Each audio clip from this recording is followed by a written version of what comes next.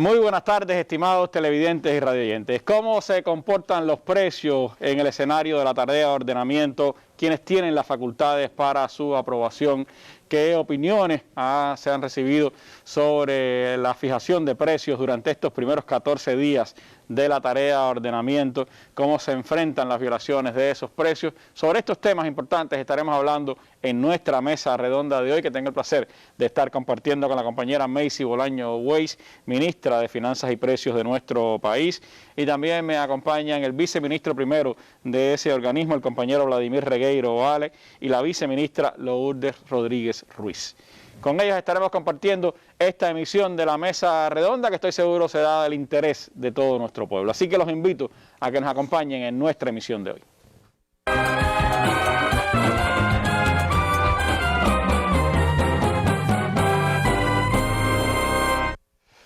Vamos, como es habitual, antes de entrar en el tema de nuestra mesa redonda, a la sección La Noticia del Día. La Cámara de Representantes de Estados Unidos aprobó en la jornada de ayer juicio político contra el presidente Trump, pero ahora se espera que el Senado se pronuncie y esto pudiera ser incluso después de la toma de posesión de Biden.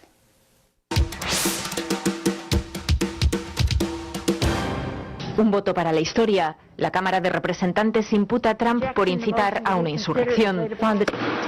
Y a los demócratas se suman 10 congresistas republicanos. Hace un año, cuando a Trump lo imputaron por abuso de poder, ningún republicano rompió filas. Pero ahora todo es distinto. Los congresistas están en el escenario del crimen, en la misma Cámara de la que solo hace una semana tuvieron que escapar escoltados. Y varios en el partido de Trump dicen esto. No hay excusa para él. No estoy eligiendo un bando, estoy eligiendo la verdad. Muchos dicen que un impeachment no es la solución, que va a dividir más el país. Pero muy pocos defienden a Trump, incluso algunos de sus más fieles aliados lo culpan ahora por no haber condenado el asalto inmediatamente. Para los demócratas está claro. Si incitar a una insurrección asesina no es bastante para imputar a un presidente, ¿entonces qué? Ahora hay un detector de metales para entrar a la Cámara, la Guardia Nacional acuartelada dentro, el Capitolio convertido en una fortaleza. Solo un pequeño grupo se acerca a manifestarse contra Trump y enseguida los dispersan. Hace una semana, mientras los asaltantes estaban dentro del edificio, Trump les dijo en un vídeo: ahora iros a casa, os quiero. Ahora, mientras sus asesores le advierten del riesgo legal que corre y el FBI alerta de nuevas protestas armadas, dice esto: ningún seguidor mío puede apoyar la violencia política. No menciona el impeachment. El cargo contra él pasa ahora a manos del Senado.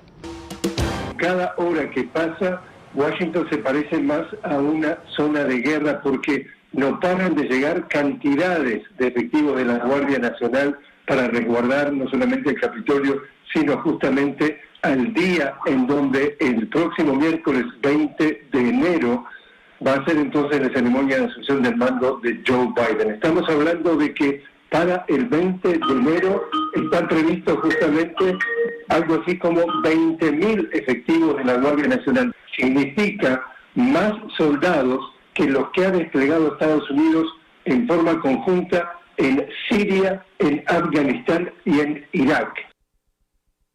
Bueno, así está la situación en este momento en Washington y en todos los Estados Unidos.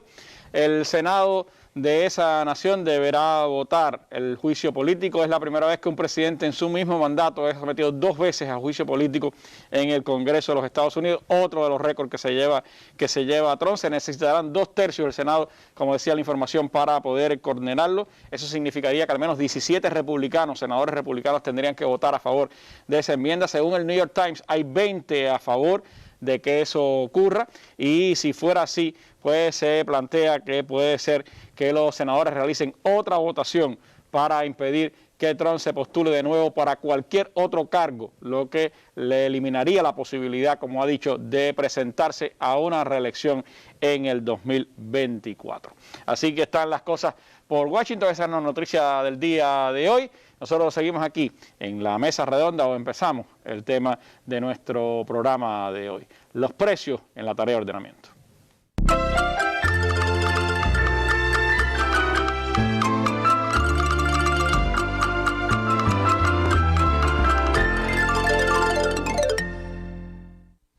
Bueno, balanza fundamental en la tarea de ordenamiento es sin duda la que se establece entre los ingresos personales y los precios. Un asunto del que hemos estado hablando reiteradamente en nuestras mesas redondas sobre este tema, y hoy nos centramos en el asunto de los precios, que es sin duda, pues un poco se llevó la arrancada, como habíamos dicho, en la tarea de ordenamiento. Comienzo hablando con la ministra de Finanzas y Precios de nuestro país, la compañera Macy Bolaños, y me gustaría, ministra, ir un poco también a la historia, ¿no? Porque estamos viendo una reforma de precios que abarca miles y miles de precios, que abarca a toda la sociedad, que abarca a todos los territorios. ¿Desde cuándo nos hacía en Cuba una reforma integral de precios como esta que se ha desarrollado ahora? ¿Cuáles han sido las bases, la concepción que tiene esta reforma actual de precios en el país? ¿Por qué suben unos precios y otros se mantienen? Sí, Randy, bueno, buenas noches para ti, para los colegas que me acompañan y, bueno, por supuesto, para toda la población que nos está escuchando y observando una vez más acá en la mesa redonda, cuyo objetivo, por supuesto, que siempre perseguimos mantener informados a la población, actualizados y sobre todo tratar de llevar a un punto de análisis sobre los principales retos que en términos de finanzas y hoy de los precios no está aconteciendo en el país. Yo, antes de responder esa pregunta, quería un poco también agradecerle a la población una vez más un poco la confianza que ha tenido sobre todo en las instituciones, en las administraciones y en el propio Ministerio de Finanzas y en otros ministerios que también tratamos los temas de precios y que también en su actuar y en su actividad rectora tienen que ver mucho con los precios. Bueno, tenemos Ministerio de Comercio Interior, el Ministerio del Transporte, quizás por solo poner algunos, porque nos han hecho llegar muchas consultas, muchas sugerencias, muchas alertas incluso de aspectos y temas que tenemos que revisar, que siempre se agradecen muchísimo.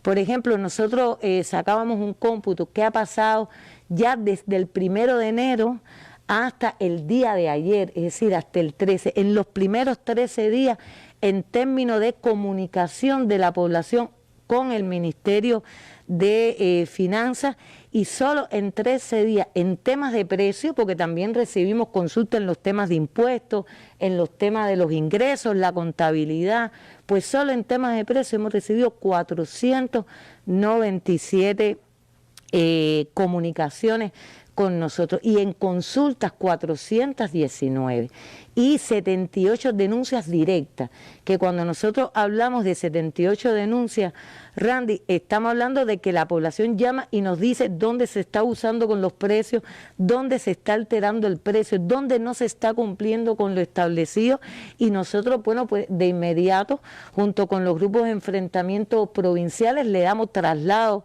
a los gobiernos provinciales y municipales, y muchas las hacemos también desde el propio Ministerio de Finanzas y Precios. Yo creo que el tomarnos un minuto y reconocer el papel que está jugando también la población una vez más en que la implementación del ordenamiento monetario financiero y que las políticas que en materia de precios el país se ha trazado se hagan bien, se implementen correctamente, es meritorio reconocerlo, y yo creo que no hay ministerio que ha transitado por la mesa que no lo haya realizado de esa manera. Es una tarea de todos, la tarea de ordenamiento. Es una tarea de todos.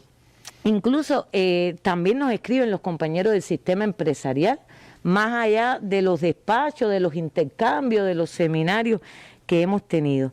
Y como bien explicaba, estamos ante una transformación como parte del ordenamiento monetario y financiero, que como siempre explicamos, también es parte de la implementación de los lineamientos del 6º y 7º Congreso del Partido, pero además de la estrategia económica y social para el impulso de la economía, porque no podemos ver separados todas las medidas que el país aprobó el año pasado para lograr impulsar la economía en las difíciles circunstancias y condiciones que hoy se mantienen y ahora incluso se reiteran a partir del momento por el que estamos transitando con la COVID-19, de la que estamos seguros nos vamos a recuperar.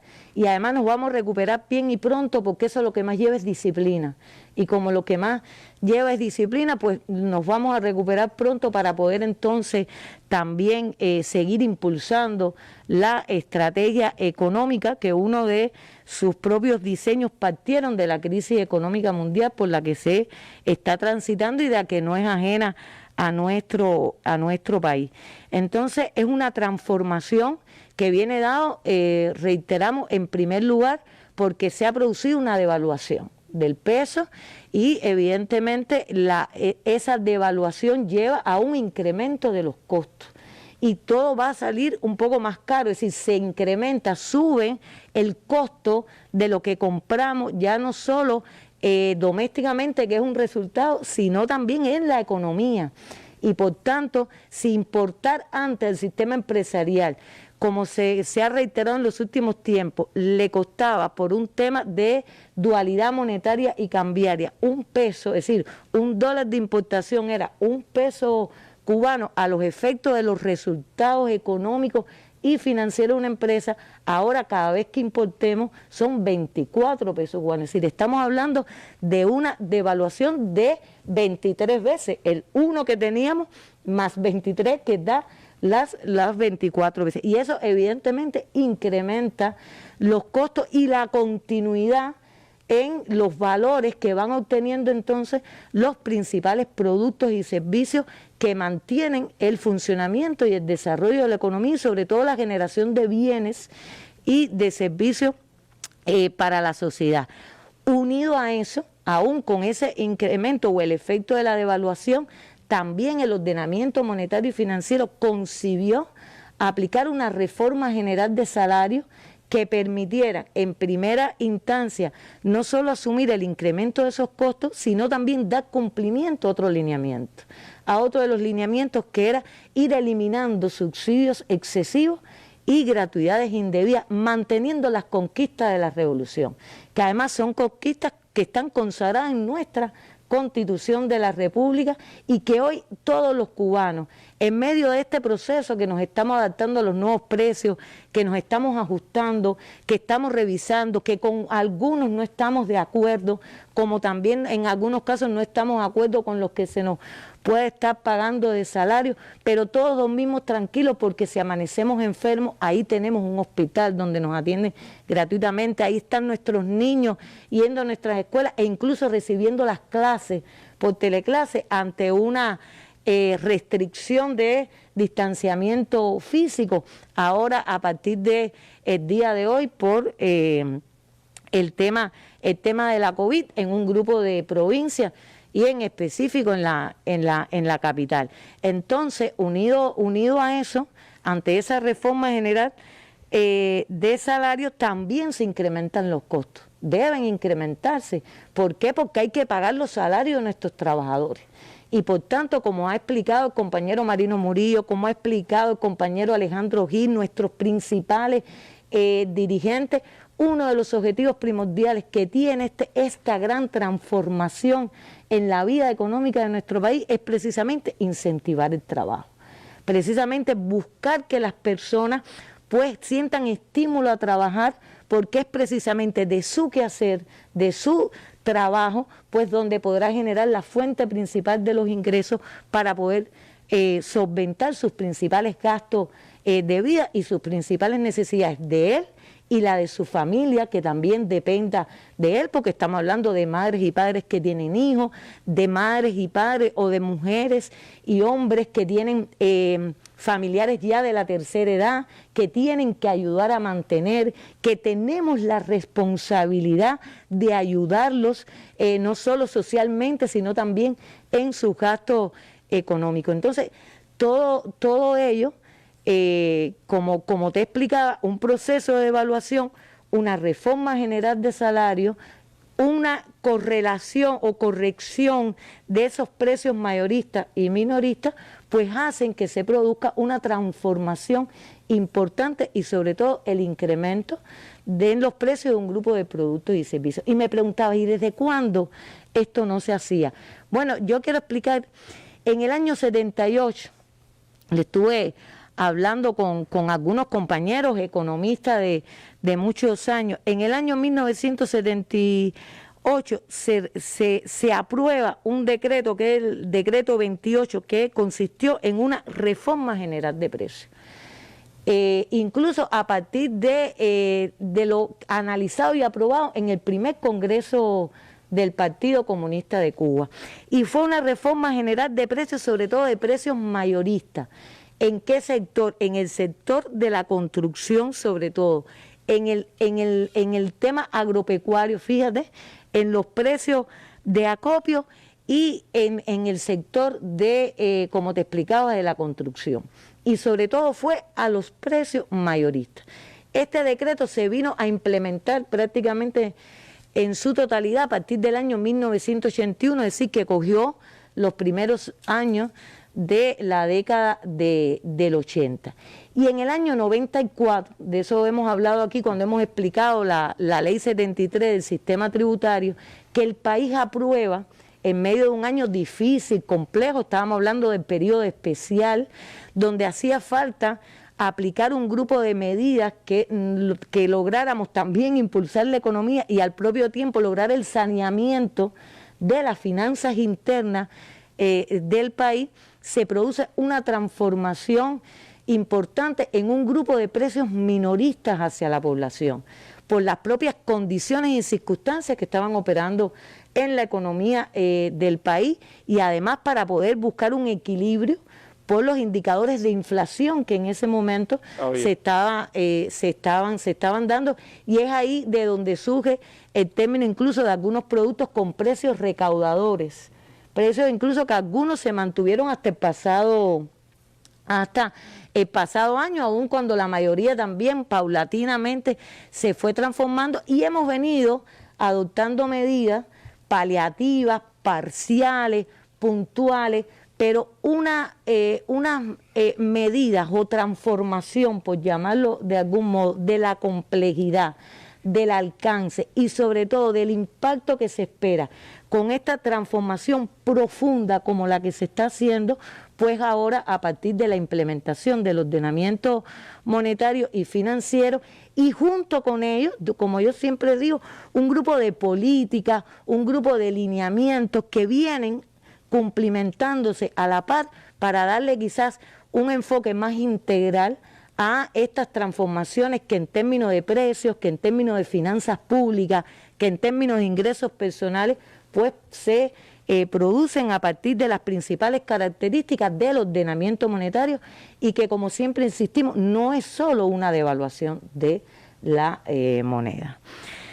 En ese sentido, Randy, yo creo que también es importante que expliquemos que las transformaciones, ¿qué ha caracterizado las transformaciones de los precios? Y como tú explicabas, también vamos a hablar de las facultades, de cómo se forman, de cuáles son los principales principios. Pero yo creo que es importante que aún con el efecto del incremento de los precios y que viene acompañado de esa reforma general de salarios, ciertamente una buena parte de los productos, de los bienes y servicios mayoristas como minoristas tienen un incremento. Incluso se corre ese incremento. ¿Y dónde hemos ido? ¿Y dónde hemos parado o hemos regulado para que todo el efecto de esa devaluación o del incremento de esos costos no lleguen desde el primer momento, desde el inicio, en los límites de contención que se han diseñado? Pero son límites de contención que parten de no desear un crecimiento más allá del diseñado de los precios, pero que para nada anulan el necesario incremento como efecto de esa devaluación y de esa reforma general de salario. Y por tanto hay un incremento de una buena parte de los precios y de las tarifas que necesitan y requieren una correcta implementación. Y de ese punto también estaremos hablando. Crecen los precios, pero los tenemos que aplicar correctamente. Crecen los costos, pero los tenemos que aplicar correctamente. Crecen los gastos asociados y por tanto hay transformación en los resultados económicos de las empresas, pero entonces también tiene que haber transformaciones en cómo hacemos las cosas. y en función de eso, pues también diseñar mayor eficiencia y mayor productividad, que es en definitiva también lo que nos va a generar mayor riqueza y mayor bienestar a mediano plazo. Pero yo creo que es necesario explicar también, y un poco a esta fecha y teniendo y sabiendo buena parte de la población cuánto va a ganar, de ello cuánto tiene que tributar por la contribución a la seguridad social o el impuesto sobre ingresos personales a quien le corresponda, pues entonces yo creo que también sería bueno recordar qué precios no se movieron, qué precios se mantienen como hasta el año 2020, primero por su impacto en la población y segundo porque a partir de vamos a decir, de su impacto o de su carácter social, se entendió la necesidad de mantenerlos y no hacerlos crecer. Y como yo siempre insisto, los de mayor impacto a la población.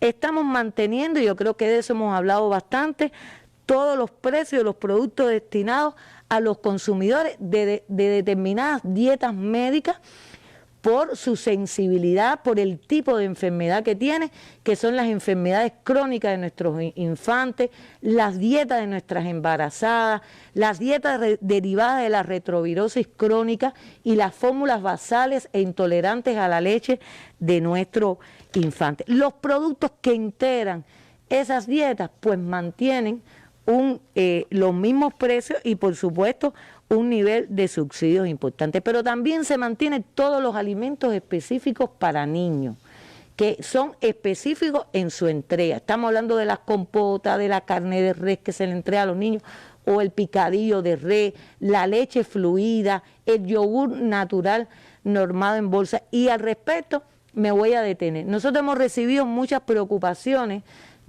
sobre todo de las madres que dicen, bueno, y el niño que toma el yogur de soya de los 7 a los 13 años, que tuvo un incremento, valía $1 y ahora está a 5 pesos. Bueno, ese tuvo un incremento porque estamos hablando de que ya no es la leche fluida, ya no es ese yogur natural que sustituye la leche, pero son de las cosas que después hablaremos, que nosotros decimos, vamos a evaluar. Y sin miedo incluso y sin temor de buscar otras reevaluaciones y otros pronunciamientos al respecto, porque además la protección a todos estos precios implica, por supuesto, subsidios del presupuesto, que el país los destina y los redistribuye y los pone en función de la población, pero a partir de los propios ingresos que se generan de la economía y del sector empresarial. Es de los temas que hoy no los vamos a responder, pero que tenemos ahí en un punto de evaluación, en un punto de mira, porque también tiene que haber condiciones económicas y condiciones financieras para su toma de decisiones. Por supuesto, a los niños hasta 15 años que tienen déficit nutricional, de eso hemos hablado, y bajo peso se le entregan un grupo de productos de forma gratuita. Ni tan siquiera se cobra, porque es para lograr que los niños rebasen ese déficit nutricional y ese bajo peso. Pero vamos a hablar de los productos como nosotros decimos, de impacto, porque para la población son productos necesarios en su vida común. Nos es todo necesario el aseo, a todos nos es necesario otros productos alimenticios adicionales a los que nos dan en la canasta familiar normal. Y por ejemplo, los precios minoristas de los productos industriales de venta liberada, hay 133 productos. Estos son los productos que se venden en el sistema del comercio, en los mercados industriales de venta liberada. Hay 133 productos que mantienen el mismo precio y que por tanto no tienen incremento a la población y que son importantes. Estamos hablando del detergente líquido, del gel dental, de los jabones en sus diferentes presentaciones o diferentes estructuras, los cepillos dentales, pero ahí también estamos hablando, por ejemplo, de los colchones, que a lo mejor ahora no tenemos por la situación propia que tiene la industria de limitaciones en la materia prima para su producción en los niveles que se demandan. Yo creo que es importante decirlo, pero que cuando vayamos recuperándonos, la población sabrá de que lo puede adquirir a los mismos precios que los anteriores. Y en los productos alimenticios liberados, digo yo, los que salen fuera, de la libreta, pues tenemos 92 productos que mantienen sus precios y no se incrementan, que va desde las galletas, las salchichas que se venden en los mercados alimenticios, en los mercados liberados. Pero también tenemos que hablar, Randy, de que centralizamos y mantenemos centralizados los principales productos de alto impacto en la población que son comercializados por las cadenas de tiendas. Es decir, no solo que no suben los precios de las cadenas que antes vendían en pesos convertibles y ahora en pesos cubanos, entendiendo las limitaciones que hoy tenemos en las ofertas, sino que buena parte de estos productos, en el entorno de los 209 nomenclaturas, se quedaron centralizados en el Ministerio de Finanzas, lo cual demuestra el sentido de protección, porque para hacer cambios a esos productos conforme a las condiciones debemos contar. Y así hay un grupo de productos también, por ejemplo, en los materiales de la construcción, que estamos hablando de 489 productos que de venta liberada en materiales de la construcción que mantienen sus precios anteriores. Estamos hablando del cemento, los áridos, morteros, bloques, jaboneras, las mantas impermeables, las tejas, que conocemos porque también somos parte de este pueblo, que muchos hoy tienen limitaciones y están deficitarios, pero esto está concebido en el entorno de cuando evidentemente podamos hacer la venta de todos esos productos. Y hay servicios de transportación que, como ya hemos explicado en presentaciones anteriores, también mantienen sus precios. Hay otros que se incrementan. Estamos hablando de un servicio que su materia fundamental es el combustible, que en buena parte es importado y que incluso el de producción nacional también tiene una participación en sus costos importados. Y además, como ya explicamos en mesas anteriores, un grupo de medicamentos para las enfermedades crónicas o de larga data. Queríamos dar esta explicación porque pensamos que es importante que la población conozca y se esclarezca, incluso cuando vaya al balance, ¿no?, que tiene que hacer entre lo que tiene que gastar y entre lo que va a ganar. Bueno, ¿qué es lo que me subió? Que yo creo que de eso hemos hablado bastante acá, después nos vamos a referir, y qué es lo que no se mueve como parte de esa capacidad de compra que yo necesito mantener para ir a satisfacer mis necesidades principales y vitales de vida. Son parte de los elementos a tener en cuenta a la hora de analizar el asunto de los precios, un asunto sin duda de mucha polémica, de mucho debate en estos días en la sociedad cubana, pero cómo se forman esos precios, cuáles son las facultades, de eso estaremos hablando a continuación en esta mesa redonda. Gracias, ministro.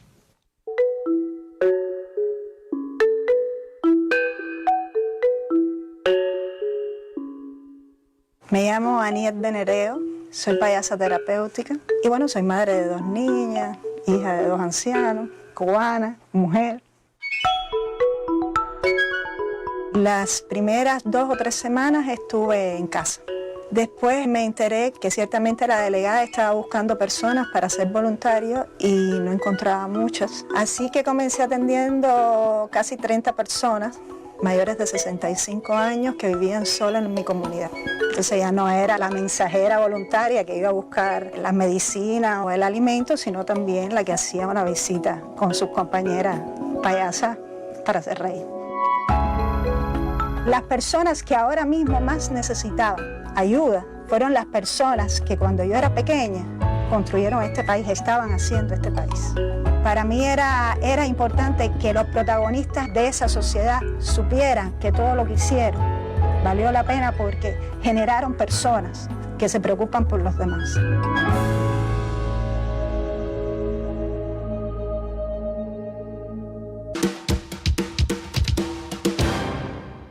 Bueno, un hermoso corto del proyecto en redes de la Facultad de Comunicación de la Universidad de La Habana, que es parte de un proyecto que estaremos presentando a lo largo de 7 programas acá en nuestra mesa redonda.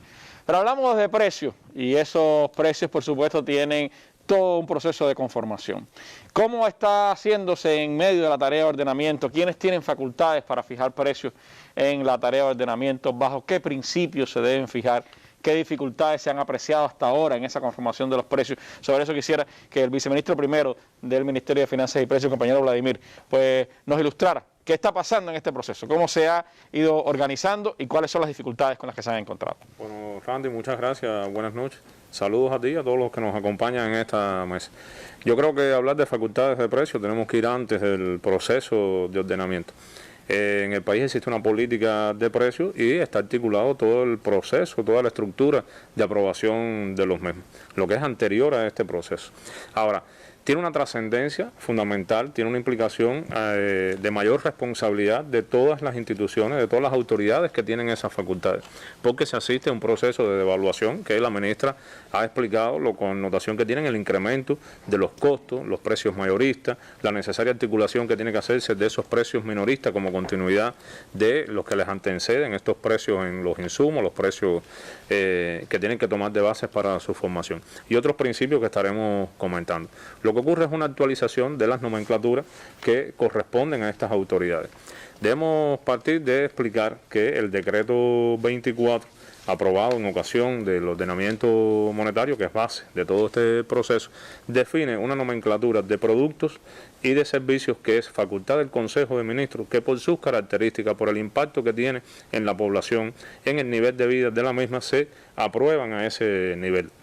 Estamos hablando de productos, de servicios que han sido discutidos aquí, presentados por otros organismos, por el nuestro también, la tarifa eléctrica, los combustibles de cocción, los combustibles que se expenden en los servicentros, todos los productos de la canasta normada de alimentos están concentrados, esa facultad, en el Consejo de Ministros. Y otros productos que son acopiados, productos agropecuarios, por la importancia que tienen en la economía, podemos mencionar la caña de azúcar, el tabaco, por poner algunos ejemplos, también están establecidos en esa nomenclatura.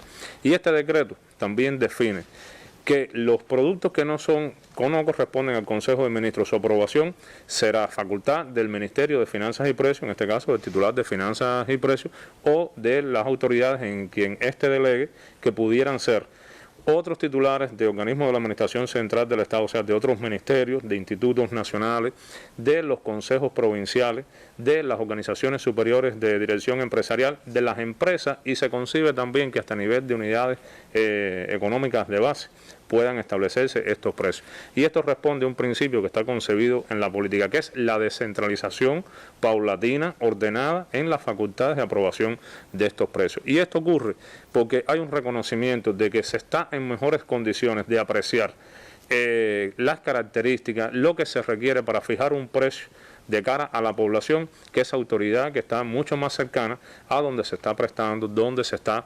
prestando el servicio o realizando esa producción. E incluso esto está relacionado con las facultades, o sea, con dotar de mayores facultades al sector empresarial en cuanto a la fijación de sus precios, y de los gobiernos locales también, sea a nivel de consejos provinciales o de los consejos de la administración municipal. Hay una delegación de la facultad, pero también hay mayor responsabilidad en la gestión de este proceso tan complejo como definir los precios de productos o la definición de tarifas a la población. Ahora, el ejercicio de esas facultades no es un ejercicio arbitrario, es un ejercicio que está reglado también a partir de metodologías que reconoce, que establece el Ministerio de Finanzas y Precios. Y la delegación de estas facultades puede estar también acotada por tener determinados enmarcamientos en cuanto al carácter de máximo que puede ser la fijación de una tarifa, o cuando un ministro titular de algún ramo define determinados enmarcamientos para que se definan por las empresas que corresponden al grupo empresarial que atienden, o de la subordinación local, establezcan determinados servicios, como es el de la transportación de pasajeros, que tanto impacto tiene en la población. Esto debemos reconocerlo. Hay una mayor responsabilidad en todas estas autoridades, que tienen que considerar un grupo de variables que no estaban en el escenario anterior del ordenamiento monetario. Tal complejidad y tal diversidad siempre lleva a que algunas cosas se hagan bien, la mayoría, otras no siempre nos quedan bien. ¿Qué valoración tienen hasta ahora? Esto ha sido un proceso planificado. Es un proceso que ha tenido una preparación anterior, que se expresa con mayor estabilidad en estos precios que tienen carácter centralizado, los mismos que son nomenclatura del Consejo de Ministros, los que han correspondido al Ministerio de Finanzas, fijarlo de manera centralizada. Algunos ejemplos ya los ponía la ministra, por el trabajo previo detallado que existió en su aprobación. Desde el anuncio de la medida ha sido un trabajo arduo de todas las entidades que tienen estas facultades, sea el ministerio y sobre todo en los consejos de la administración municipales, conducidos también por los consejos provinciales, en definir precios en la gastronomía, las propias tarifas del pasaje, o sea, la transportación interurbana de la zona rural. Ha sido un proceso muy complejo, que lleva mucho detalle, mucha apreciación de las distancias, el tipo de tarifa a aplicar, si es por kilómetro, si es pasajero kilómetro, o sea, todo el detalle, la complejidad que tiene, incluso tomando en cuenta hasta el nivel adquisitivo de la población específica de una comunidad. Es un tema muy complejo, que tiene sus aciertos. Hay una apreciación de que ha sido acertado todo este trabajo, que lleva mucha preparación y aprendizaje también, y mucho aprendizaje. Que no es un momento, estamos asistiendo a un momento de inicio, solo llevamos apenas una quincena en la implementación ya de este proceso, y requiere una valoración, un monitoreo constante, que eso está previsto, y así ha permitido que se establezcan, que podamos establecer algunas adecuaciones. Ciertamente ha habido incongruencias en la aprobación de algún precio, en la definición de una tarifa, por eso se monitorea. Existen los grupos correspondientes a nivel de gobierno, nuestro ministerio tiene un puesto, o sea, una estructura donde estamos monitoreando, ahora con carácter específico para este proceso, pero existe también y fue ratificada por este decreto 24 la Comisión Nacional de Precios, que está presidida por la ministra de Finanzas y Precios, y la integran representantes de organismos de la Administración Central del Estado y también de grupos empresariales, con una alta responsabilidad en monitorear, supervisar, actualizar en lo que corresponda las metodologías de formación de estos precios. Nosotros queríamos compartir también en este espacio algunas adecuaciones ya aprobadas de tarifas. En este caso podemos hablar no solo de las que tienen impacto por facultades de los gobiernos locales, sino también de lo que ha sido definido como tarifa máxima por nuestro ministerio. Y vamos a hacer un breve en alto ahí, Vladimir, para regresar a hablar de esas nuevas decisiones que creo que son importantes que las marquemos, las escuchemos, porque son parte también de las opiniones que decía la ministra se han recibido de nuestra población sobre estos importantes temas.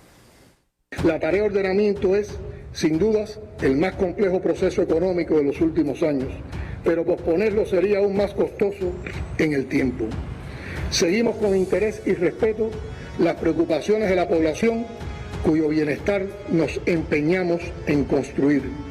Se revisará lo que haya que revisar y se corregirá lo que deba y pueda ser corregido. La revolución insiste en su firme propósito de que nadie quedará desamparado.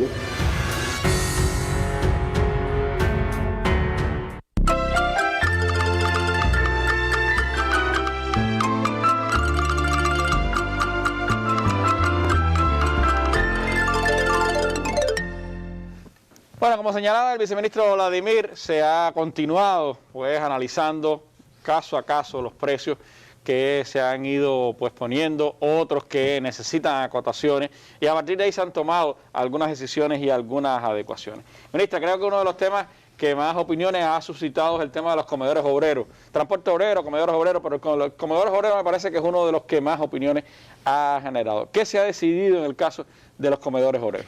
Sí, ciertamente, Randy, ha generado múltiples opiniones. Como decía Vladimir, esto es un proceso que en el uso de la facultad y de formación de precios tiene un nivel de descentralización, pero como yo también te reiteraba, tenemos que también hacer un uso efectivo y eficiente, y sobre todo cuidar y velar por los principios y el diseño que se planteó con la tarea ordenamiento, tomando en cuenta no solo los múltiples criterios que se han recibido de la población. Nosotros hemos recibido criterios de almuerzos que han pasado, no sé, a 75 pesos, a 70 pesos en niveles salariales o en escalas salariales que realmente no están diseñadas para soportar ese nivel de gasto necesario, porque almorzar todos los días es algo necesario, y realmente nosotros creemos que hay un grupo de administraciones,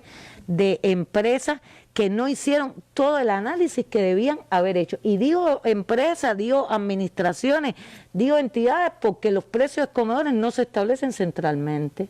Estamos hablando de precios que son descentralizados bajo principios que son los que se disponen, sobre todo en el comedor obrero, porque es bajo el principio de que sea costeable Y cuando hablamos de costeabilidad, no estamos hablando de excesos de utilidad. Estamos hablando de que los ingresos que se generan por el cobro del comedor financien los costos y los gastos de ese comedor obrero. En algunos casos, con la presencia de la cocina comedor dentro de la propia empresa o de la unidad presupuestada, dígase la escuela, dígase un determinado centro, dígase una fábrica o la contratación a una empresa de servicios que presta la alimentación. Tomando en cuenta todos estos aspectos y realmente los días en que estamos, incluso lo explicaba en días anteriores el compañero Marino, se incrementaron precios de comedores utilizando inventarios del año anterior que para nada están devaluados, es decir, que están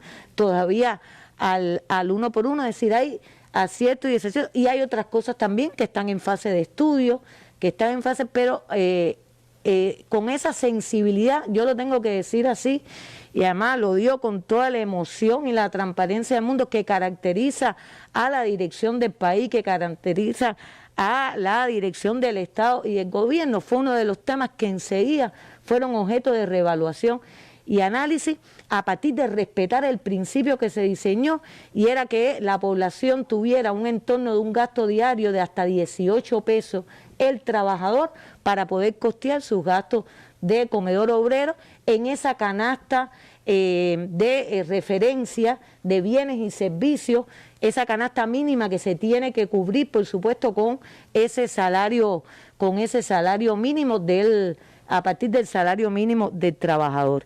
Y entonces, a partir de ahí, se adoptó el acuerdo de regular el precio promedio mensual, como decimos nosotros, máximo para el cobro a los trabajadores del comedor obrero, que va a ser un coto, o va a tener un coto de 18 pesos como promedio mensual. ¿Qué quiere decir esto muy rápido? Que a lo mejor un tablet de un día nos puede costar, según los costos y gastos, 12 pesos. Y a lo mejor otro día, porque hay otro tipo de alimentos, quizás poco más costosos, puede costar 18 pesos. Pero el de otro día puede costar 15, es decir, no necesariamente tiene que ser 18. Porque además en aquellos centros donde se prevé la entrega de merienda y el almuerzo, según el turno, puede cubrirse con este promedio mensual de 18 pesos. Por tanto, un día puede costar incluso hasta 20. Exacto, y otro día costar 12. El promedio mensual tiene que ser 18. Exactamente, que cuando usted multiplique los 18 por los días trabajados, le da aproximadamente en el entorno de 432 pesos como gasto del almuerzo fuera del hogar. Pero también estamos planteando que unido a esto, entonces las administraciones tienen que un poco ir a que cuando no logren cubrir estos gastos o con estos ingresos, tengan la posibilidad de dar opcionales, que son alimentos que van a ser opcionales para quien lo quiera adquirir, para quien lo quiera comprar, y que se pueden constituir fuentes de ingresos para lograr compensar los costos determinados, puede ser quizás de los vegetales o de determinada vianda o de que se quiera hacer postre, entonces eso se compensa con los opcionales que pueden estar derivados, y como opcionales al fin no incluye parte del almuerzo ni están dentro de los 18 pesos. Ahora, en la actividad empresarial donde los costos y gastos no se financien en su totalidad con los ingresos de comedor, nosotros estamos planteando la posibilidad que lo pueda asumir con sus resultados en la actividad empresarial, pero no van a ser deducibles estos gastos del pago del impuesto, es decir, no se van a descontar a los efectos del pago del impuesto sobre las utilidades, tomando en cuenta que entonces indirectamente afectaríamos al presupuesto estatal y a la redistribución de la riqueza que necesita ese presupuesto para poder financiar el gasto social en nuestro país y el desarrollo económico. Y en el caso de la actividad presupuestada, que en una determinada situación puede presentar también esto, pues puede ajustarse y financiar la diferencia siempre que no incremente y no se exceda de su presupuesto aprobado. Creo que esto es un aspecto importante porque no hay más presupuesto para poder asumir esto, y planteamos esto parte de, por supuesto, un principio de costeabilidad, y es muy importante entonces que las administraciones hagan los análisis, hagan las valoraciones para ir a una reducción de costos, de gastos asociados, sin deteriorar la calidad, que es otra de las preocupaciones que también tienen nuestros trabajadores. El hecho de que acotemos por una protección, quiero explicar que esto lo trabajamos también con los compañeros de la CTC, es decir, que acotemos esa protección del tema del comedor obrero no es justificación para deteriorar la calidad, sin dejar de desconocer, insisto, las limitaciones que pueden haber en determinadas ofertas, pero tenemos también que transformar la actividad de comedor obrero, tenemos que autogestionar más, tenemos que ir al autoconsumo, tenemos que buscar ofertas, tenemos que crecernos ante estos temas. Yo creo que esto es una de las actividades que la población más estaba esperando, esclarecimiento, de lo que más estaba esperando, actualización, no solo la población, también las administraciones, que hoy están negociando los precios con los proveedores, que hoy están trabajando en su ficha de costos, y es importante entonces que tengan este nivel de regulación para un poco se puedan sacar los cálculos de cómo se deben mover en función de la capacidad de gastos que puede tener sus trabajadores en función de este importante tema que es el almuerzo y la merienda. Solo precisar, cuando hay otorgamiento de merienda en horario laboral no habitual, también se va a regular que esa merienda sea gratuita. Y cuando estamos hablando de horario laboral no habitual, no estamos hablando de los turnos de trabajo. El que entra en un turno de 7 de la noche a 7 de la mañana, ese paga su merienda porque ese es su turno de trabajo. Estamos hablando del trabajador que a lo mejor trabaja de 8 a 5 y por determinadas razones tuvo necesidad de quedarse hasta las 9 de la noche, terminar un trabajo urgente. Bueno, esa merienda es gratuita porque estamos hablando de un horario laboral no habitual. Bueno, importante, sin duda, esclarecimiento, importante decisión. Protege una conquista del movimiento sindical en la revolución, el comedor obrero, es fruto de la revolución eso, y como se dice, está incluido en la canasta básica, hasta 432 pesos le pueden cobrar a los trabajadores, es decir, un promedio de 18 pesos diarios para almuerzo y merienda, está incluido en esta decisión que se ha tomado y que las administraciones deben tomar en cuenta y los sindicatos en cada uno de los lugares. También hay algunas adecuaciones, Vladimir, a dos temas importantes que tienen que ver con el transporte obrero y con la limpieza de fosas que adelantaba la ministra en algún momento acá en la mesa redonda. Así mismo es, Randy, en el caso del transporte obrero también de alto impacto para la población, una conquista también, un servicio que no está generalizado, pero tiene un nivel de prioridad en determinados sectores de nuestra economía para toda la actividad turística, centros de investigación. Acá en la capital también hay muchos centros de trabajo que utilizan este servicio de transportación. En este caso estaba regulado por la resolución 315 de nuestro ministerio, una tarifa que la más generalizada en su aplicación preveía que por pasajero o kilómetro se aplicara 0.25 pesos. Y en este caso fue después de analizar el impacto que tenía o que podía tener en el cobro a los trabajadores, conciliado con el organismo rector de esta actividad, con el Ministerio de Transporte, con la propia empresa que hace el uso de esta tarifa, que aunque la tiene establecida de manera máxima, con un tope, bueno, fue ajustada en una reducción de un 30%. Es decir, en este caso, lo podemos ejemplificar, sería 0.17 pesos por pasajero kilómetro se aplicase esa tarifa para el medio de transporte más generalizado de ómnibus de hasta 40 pasajeros. Esto tiene un alto impacto para los trabajadores, porque la mayor regulación que tiene nuestra nueva disposición, que es la resolución 5 de este año, de nuestro organismo, es que puede compartirse, puede ser asumida por las administraciones, sean del sector empresarial o del sector presupuestado, parte del cobro que se le hace al trabajador. Es decir, asume totalmente la actividad empresarial, o sea, la administración, el servicio que le está prestando la empresa transportista, lo asume totalmente, y cuando cobra al trabajador puede cobrarle solo parte de ese servicio. ¿Cuánto se puede compartir este pago? Eso hay que revisarlo conforme a las características del medio de transporte, con la ruta que se cubre y también con el nivel de ingreso de esos trabajadores. En eso participan mucho el sistema, o sea, el movimiento sindical tiene una participación importante.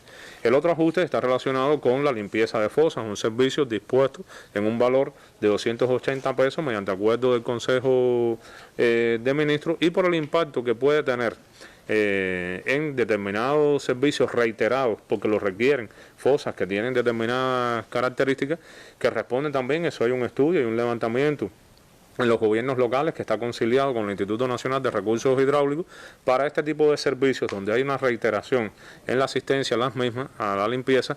Se hace un ajuste de que en el año no importa la cantidad de servicios, siempre va a estar ajustado a 280. Se divide por la cantidad de servicios. Se divide por la cantidad de servicios. Estará prorrateado en esa cantidad, pero como máximo va a pagar los 280 pesos en ese año. Si alguna fosa tuviese, o sea, que no esté reconocida en el levantamiento que hoy está y está certificado, bueno, pasaría a ese registro, ese control, para que tenga este beneficio. Son ajustes necesarios a partir de evaluar la implementación de cada una de estas medidas. ¿Y hay protección a las familias vulnerables en este caso? Hay una protección a las familias vulnerables. Este es otro de los principios que tiene la formación de los precios, cuando la familia, que está caracterizada después del estudio socioeconómico por las autoridades en el territorio, requiere de un respaldo del presupuesto a través de la asistencia social, así está expedientado y es el que financia este servicio a la entidad de recursos hidráulicos que lo presta. Gracias, Vladimir, por estas decisiones que se han tomado, que se informan en esta mesa redonda y que son parte de las respuestas del gobierno precisamente a las preocupaciones y a las opiniones de nuestra población. Nos quedan unos minutos finales para hablar de control de precios, asuntos muy importantes en esta mesa redonda.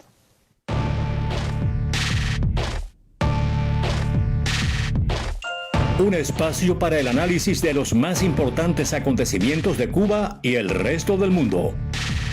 Más de 20 años con la participación de reconocidos analistas y personalidades.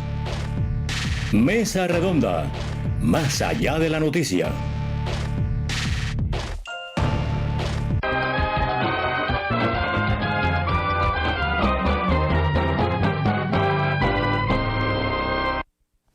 Bueno, y junto a toda la apreciación y todas las valoraciones que se han hecho del tema de los precios, la opinión fundamental también de nuestro pueblo está centrada en el tema del control de esos precios. Por eso me gustaría que la viceministra Lourdes nos hablara en este momento de la mesa redonda sobre las acciones que se siguen haciendo desde el ministerio, desde los gobiernos territoriales, para enfrentar las violaciones de precios que se han dado en estos primeros días de la tarea de ordenamiento.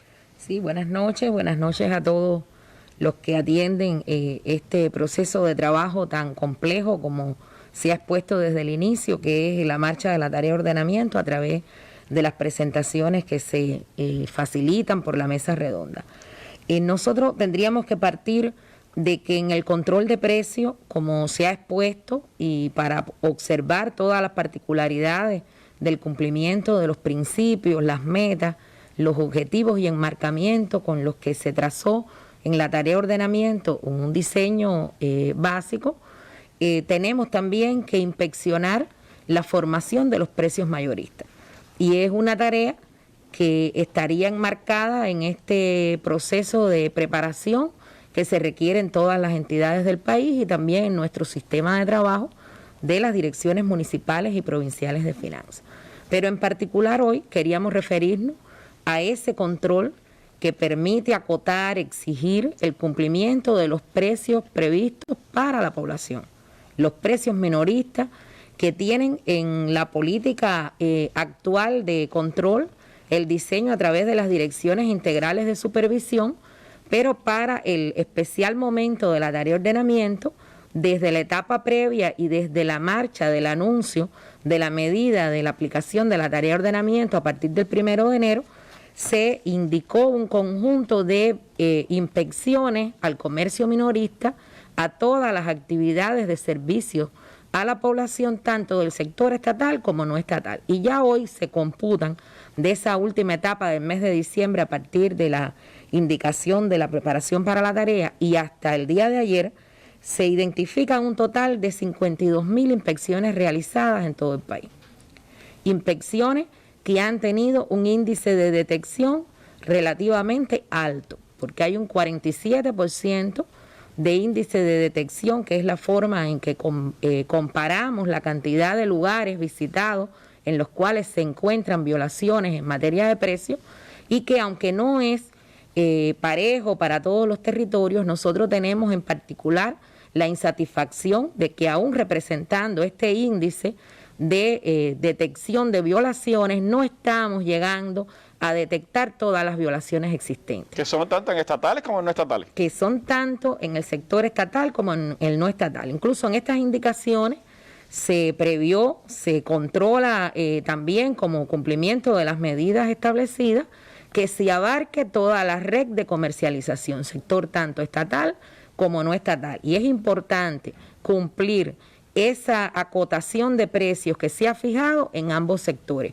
porque la combinación del consumo de nuestra población está precisamente diseñada bajo estas modalidades de oferta, fundamentalmente con mucho peso en los productos agropecuarios y en los servicios gastronómicos que acompañan el complemento de la alimentación. Ya veíamos el peso que tiene también los comedores obreros. En esta primera etapa, en este grupo de inspecciones que han tenido detectadas violaciones, prácticamente un 65% está enmarcado en violaciones en mercados agropecuarios y comercialización de diferentes modalidades de productos agropecuarios y en los servicios gastronómicos.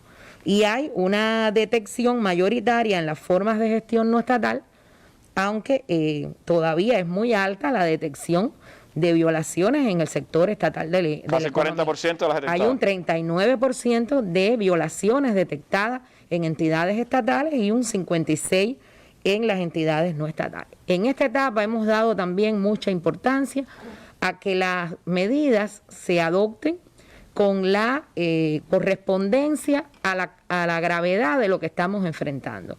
Y allí también tendríamos entonces que continuar insistiendo con las administraciones locales en la ejecución del seguimiento a esas violaciones que se detectan, las medidas, aunque se han aplicado retiros de licencia en la actividad de trabajo por cuenta propia, más de 600 retiros de licencia, 750 decomisos, en esta gama de violaciones, con la insatisfacción que mencionaba al inicio, de que no estamos detectando todas las violaciones que por diferentes vías nos hace conocer la población y que vivimos también nosotros en el marco de nuestra responsabilidad y nuestro actuar.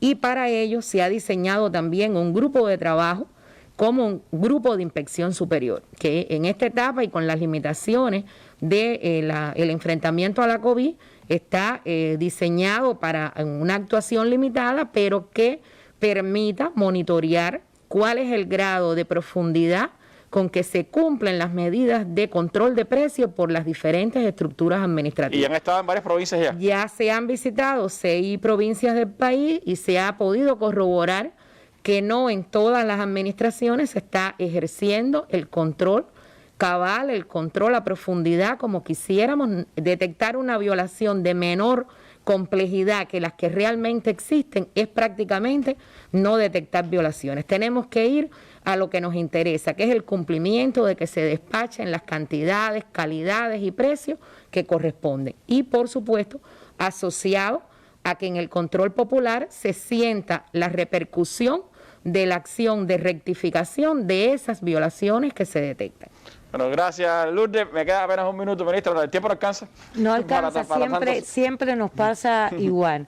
Decirle, bueno, al espacio, a la población que nos escucha, que hay que seguir trabajando, tenemos que seguir ajustando, implementando, que lo importante es que cada organismo, que cada administración, que cada gobierno provincial, que cada entidad, que cada administración juegue su rol en este ordenamiento, que hagamos mejor las cosas, que nos preparemos, que sigamos implementando y que sigamos echando para adelante.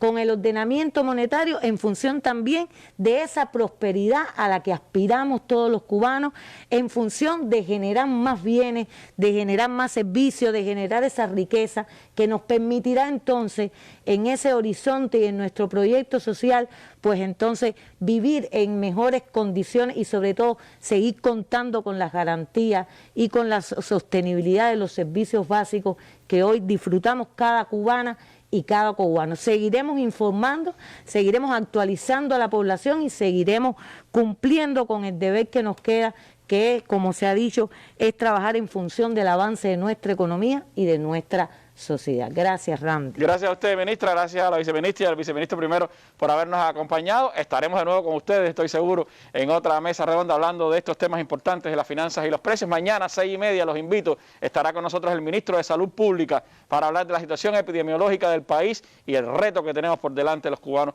en este momento. Así que nos vemos mañana en Mesa Redonda. Buenas noches.